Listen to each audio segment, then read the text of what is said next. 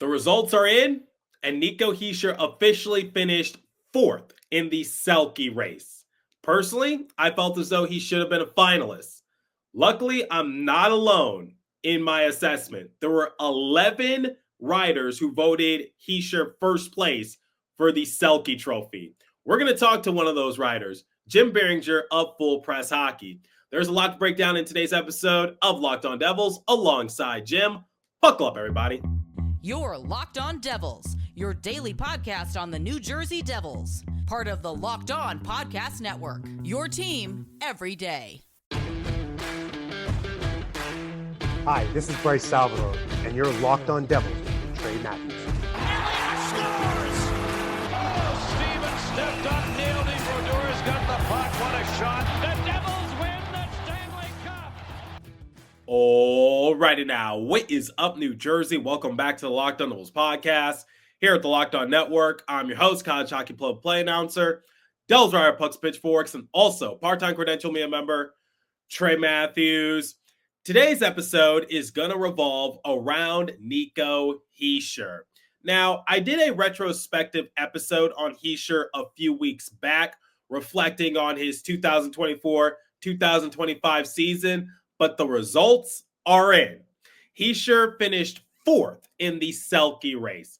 So in the first segment, I will share my thoughts on the trophy in general. The winner was announced. Congratulations to Sasha Barkov of the Florida Panthers, back-to-back winner. He's won it 3 times throughout his career, but I still feel as though Nico got snubbed. Then in the second segment, we will actually talk to Jim Biringer of Full Press Hockey because Jim had a vote in the Selke Award. He actually gave Nico a first place vote. Then in the third and final segment, let's talk about the Devils broadcast team because a media outlet did their broadcasting ranks for NHL teams and the Devils broadcast team didn't finish all that high. I strongly disagree with their ranking, but it's obviously a very subjective industry. I want to spread some positivity, so I will share what I like about the MSG broadcast and what I watch on my TV when I can't make it to the Prudential Center. All right. When talking about Nico's season, let's recap. He appeared in 75 games. He had 35 goals, which led the team. He had 34 assists, fourth on the team, 69 points, third on the team, 21 even strength goals, first on the team, 14 power play goals, first on the team, 15 power play assists, fourth on the team. He had 29 power play points in total. He saw 1,777 faceoffs, obviously led the team. He had a faceoff win percentage of 55.5%, first on the team as well. He had 60 blocks. That was second among forwards, just behind Timo Meier. He had 24 takeaways, second among forwards, just below Andre Palat. A 6.2 offensive point share rating, second on the team. A 2.5 defensive point share rating, first among Devils forwards. An 8.7 offensive point share rating, second on the team, just behind Jesper Bratt. And he had an expected goals for rating of 54.3, fifth on the team. Like I said, congratulations to Sasha Barkov. I think he was the favorite heading into the season to win the Selke. He defends his title. But here's why I think Nico got snubbed. And if I had a vote, I would definitely vote Nico number one. Because at the very least, Nico deserved to be a finalist. Given how the season went for the Devils, they got off to a really good start. But the second half, I think it's safe to say, they struggled mightily. They had trouble racking up wins consistently. It seemed like every time they took a step forward, they took 2 steps backwards. They dealt with injury. They lost their star player. During the playoffs, they lost a lot of their defensemen. They had to rely on Jonas Siegenthaler and Dougie Hamilton, 2 players who were recovering from their respective long-term injuries. It was just a complete mess. At least the Devils still made it to the playoffs. That's all I can say. But the reason they were able to make it to the playoffs, in my opinion, was because of Nico. He played a big part. I'm not saying he played the only part, but you can't deny he was vital for the Devils roster because the team is built around Nico. I saw him play both ends of the ice really well because he led the Devils offensively. He took leaps and bounds of improvement. He led the team in goals with 35. I saw it to open up the season. He was racking up a lot more goals than we're used to because Nico's first instinct is to usually pass the puck. But this time around, I liked it that he was calling his number, taking the shots, and then on the defensive side of things, I think he worked all zones really well. Offensive zone, neutral zone, defensive zone. The Devils relied heavily on Nico. Sheldon Keefe even said that he doesn't give Nico an easy shift, and that's for good reason because Nico is used in a lot of circumstances for the Devils. 5-on-5, power play, penalty kill, face-offs, you name it, Nico usually has a hand in everything. That's one of the reasons why I felt as though he deserved to be a finalist. He's been a finalist before, going back a couple years ago, 2022, 2023 season. He finished second to Patrice Bergeron. That was Bergeron's final year in the league. Despite Nico having a very successful season and the Devils racking up 50-plus wins, it would have been a long shot for him to win the Selke that time around. But everyone was just like, you know what? Nico will be a finalist again. And we really thought that he had a chance to be the finalist this time around. I didn't think he was going to win, but I'm just like, he has to be top three. Something that kind of irks me a little bit is that for the Panthers, they had two representatives be named a finalist. Obviously, you got the winner, Barkov, but the other is Sam Reinhart. You don't usually see teammates be finalists for awards. You see multiple teammates be in the running for it. That's not uncommon. But the fact that two of the top three players are on the same team, that sort of rubs me the wrong way. Something else I found interesting was that all three finalists were from the state of Florida because Anthony Cirelli was the third nomination.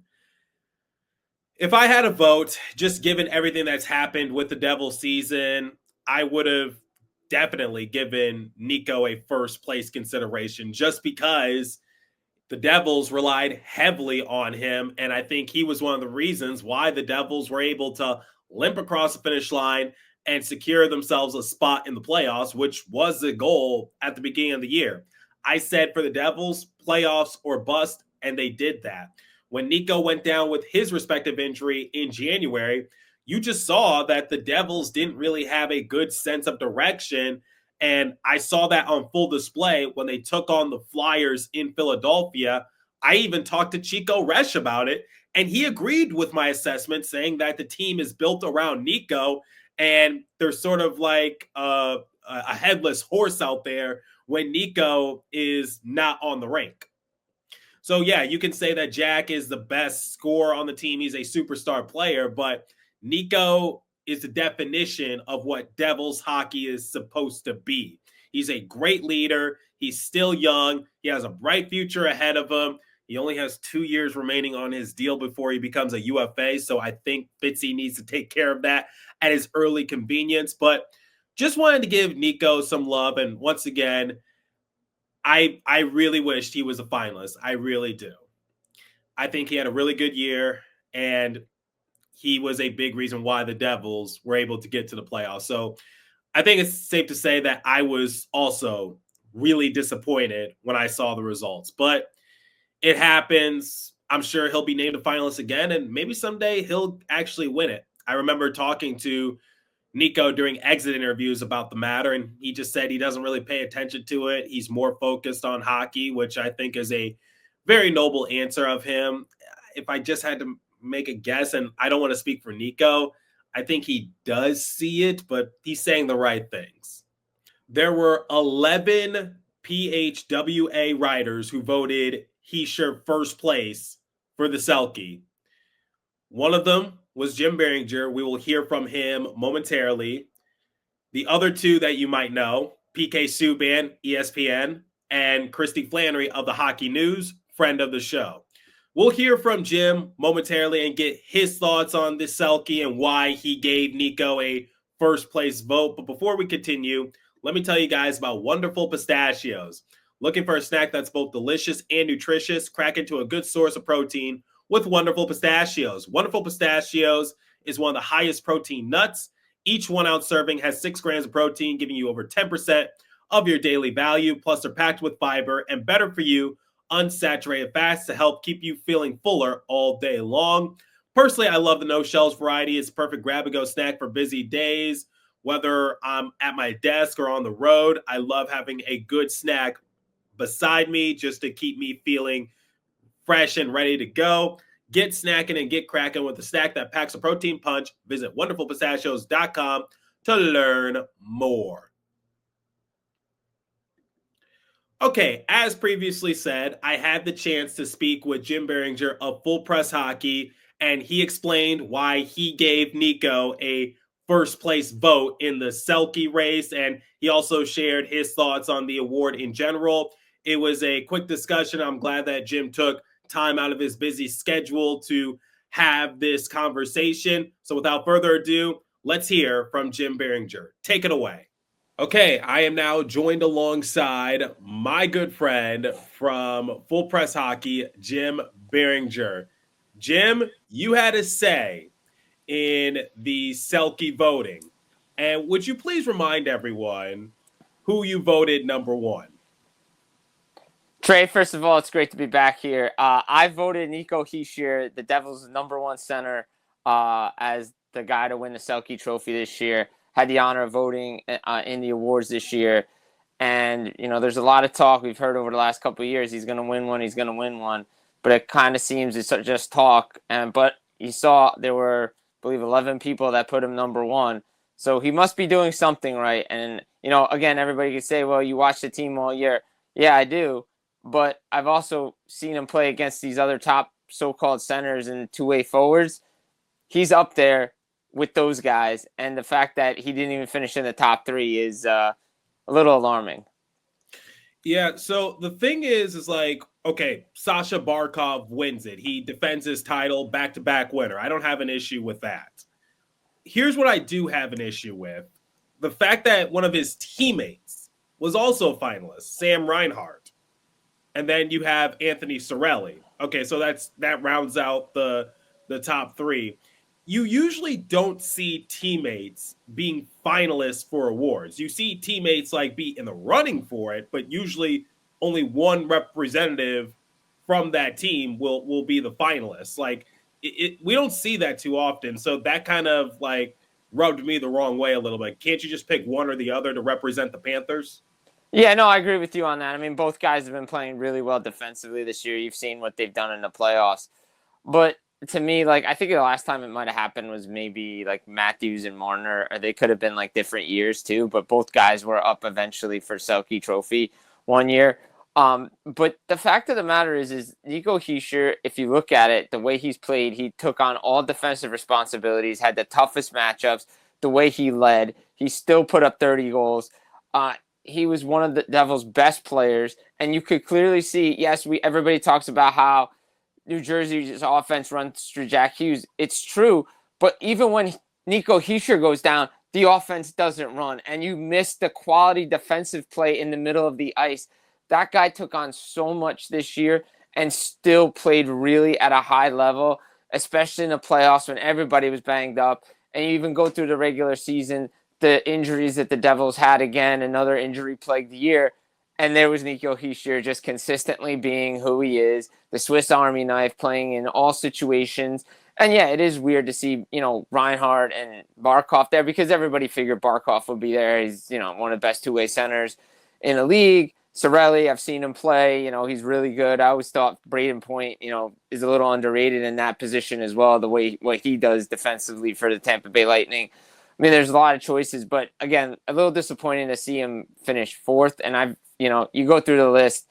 You don't have to name names, but you can go see it. Some Professional Hockey Writers Association website on who, where they put him. Some people put him fifth, which was a little alarming too. Well, I'll name drop a few people for the right reasons, because there were 11 writers who voted Nico first place for the Selke. You were one of them. Christy Flannery from the Hockey News was another one. PK Subban from ESPN, he was one of them. I love PK because he always goes to bat for the Devils on a national scale. He's representing ESPN. He even had the Devils going to the Eastern Conference Finals, which wasn't going to happen in any sort of universe. But hey, I appreciate. Hey, you gotta love the moral support from PK. I love the moral support, PK, but come on now, that was not going to happen. It would have taken a miracle. But this leads into my question, which is, do you think, like, since the Devils play in a small market, it's kind of difficult for them to get the attention that they deserve? Because you just listed a lot of things as to why Nico should have been a finalist for the Selke or should have won it, because it's just like he took on a lot of tough assignments. Sheldon Keefe was even quoted to say that he doesn't give Nico an easy shift, not by design, but it's because what you have to do. No, I agree with you. I mean, part of it is New Jersey, right? Like, the Devils, they play in New Jersey, smaller market. But that shouldn't really be the case, because if you go back, I mean, Marty Brodeur won the Calder Trophy. Scott Gomez in his first year won the Calder Trophy. I mean, they've had players win awards. But if you look at it, it's like, okay, we hear all this in national attention about, when Bergeron was winning, when Nico was coming in, that the comparison to Bergeron, it's like the kind of the flavor of the thing is to like pick the guys from the champs or the best team out there and just put them on. And it feels like, to me, like, if you're going to watch hockey, you have to watch the whole game. And I'm not saying I watch every game, but I try to consider myself a student in the game and try to watch mostly every team and see, who's, these players are and who I can vote for on these awards. And again, nothing against Sam Reinhart. I think he's taken his game to another level. But when you talk about consistency, two-way forward, about what, the player does, Nico Hischier's been that guy every year since he's been coming into the league. And it's only been this year that I've really noticed Reinhart's defensive ability, because he's always been overshadowed by Barkov and what he did. Well, I think a lot of people from the Devils discourse really appreciate you voting Nico first place. And you, Christy, PK, you guys definitely know puck. So my final question is, I had the chance to speak with Nico during exit interviews, and I asked him about the Selke. I said, has he put any thought into possibly being a finalist or someday winning it? He said he seemed indifferent about it. He said, like, that's not really what he plays for. He plays to win. I think he would much rather have a Stanley Cup than a Selke. And honestly, who wouldn't? But do you think, just from your opinion, that Nico does care about the Selke and how he's perceived in a matter?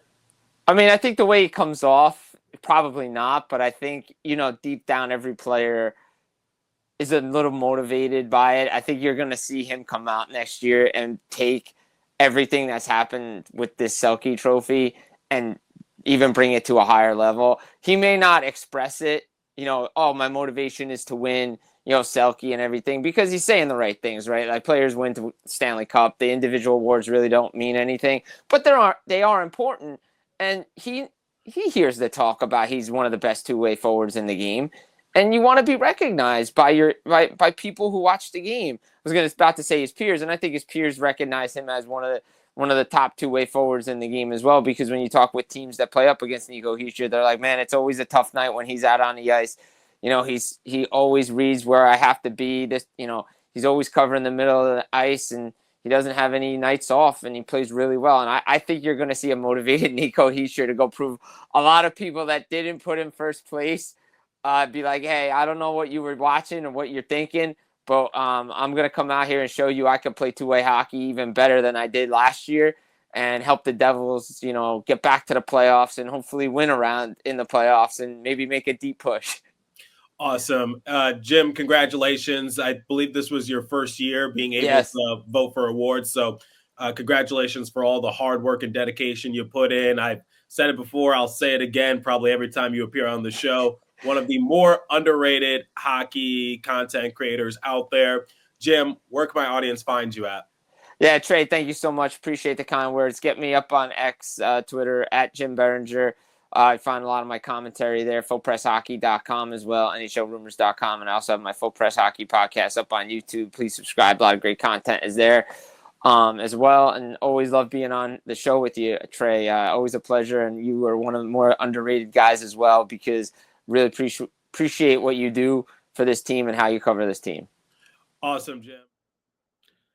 Once again, special thanks to my guest star, Jim Biringer, for taking the time out of his busy day to talk Nico Hischier, the Selke Trophy, and just what Nico has brought to the Devils in general the past season. All right, to close out today's episode, we're going to talk about the Devils broadcast team. Now, I shared this on my social media, but apparently an outlet called Awful Announcing released their 2024-2025 local NHL announcer rankings.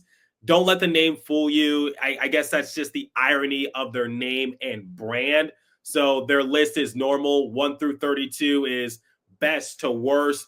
The Devils broadcast team ranked 28th out of 32 NHL teams. Obviously, I strongly disagree with that ranking. And Bill Spaulding has appeared on this show before, and he said that it's a subjective industry, which is some things that I like, someone else might not like, and vice versa. Something that someone else likes, I might not be particularly fond of. Now, my thing is, like, I think the Devils broadcasting team does an excellent job bringing Devils hockey to life. And whenever I can't make it to the Prudential Center or whenever I can't make it on the road with the team, I always enjoy watching the MSG feed. And honestly, I get a lot of great information and insight from the telecast that I actually incorporate onto the show. So I know there's been a lot of negativity surrounding the Devils broadcast team as of late. And like I said, it's very subjective, so you are free to disagree with me. But I'm going to explain what each person brings to the team and why I enjoy listening to them. So for Bill Spaulding, I think he does a great job calling Devils games. He's very invested in the team. He's very in tune. I'm rather impressed with how he's able to present the game. And honestly, I think the Devils discourse has been very spoiled when it comes to broadcasters. You had the legendary Hall of Famer Doc Emmerich, then we moved on to Steve Cangelosi, and now Bill Spaulding. All three of them are great announcers, and each of them bring something different to the table. I enjoy Bill's cadence. I also have a tremendous amount of respect for Bill because he went to Syracuse University. I went to Arizona State University, top journalism schools in the entire country. So we kind of share that common trait. Bill's always great to me. He's always nice. He took the time to come on to the show and talk about his career. Bill, I think, did a good job replacing Cangelosi, just like how Cangelosi did a good job replacing Emmerich. Ken Danico, Mr. Devil, he is just an absolute character. He is just so entertaining. I love interacting with Dano. I also enjoy some of the things he brings to the broadcast table because he's not afraid to be loud. He's not afraid to say his opinion. I love how he sometimes defends the Devils because, look, this is the Devils broadcast team. What do you expect? Of course he's going to defend the Devils. He's Mr. Devil for a reason. Anybody watching the MSG feed for the Devils are most likely Devils fans. So they're going to lean towards the Devils just a little bit more. I think Dano does a good job, very entertaining, and also a very unique voice. And Bill loves him. Like, Bill even said that if he could go back in time and call any game in history, it would be Game 7 of the 2003 Stanley Cup Final because that was Dano's final game and final year in the NHL. How can you not be romantic about sports? Bryce Salvador, I think he's the perfect mold for what the modern analyst is, because not only did he play the game and was a captain for the Devils, but he knows how to break things from an analytical standpoint. Look, I'm not the biggest fan when it comes to advanced analytics, but I think Bryce does a good job of mixing the two of them because, look, I can't take anything away from Bryce. He played the game. He played it at a high level. He knows a thing or two about bringing something unique to the table and just combining his playing experience with analytics and numbers. Rachel Herzog, she's great. Former player, definitely also brings that to the table as well. So you got Dano, former defenseman, Salvador, former defenseman, Herzog, former defenseman for St. Cloud State University. That's honestly pretty compelling. So she's also able to break it down on a unique scale, and I think she's only going to get better over time.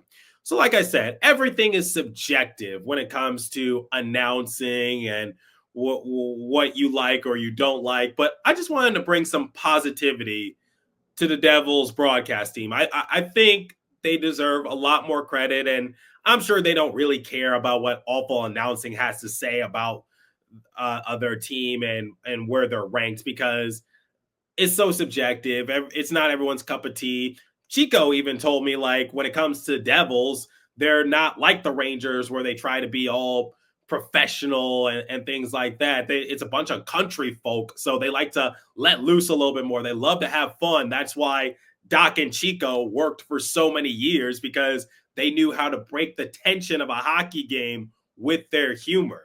So that's something I've talked extensively about with Chico. Now, if you're curious, when it comes to the awful announcing ranking, in their top 5, they had the Rangers, Kraken, Red Wings, Capitals, and Stars for top broadcast teams in the NHL.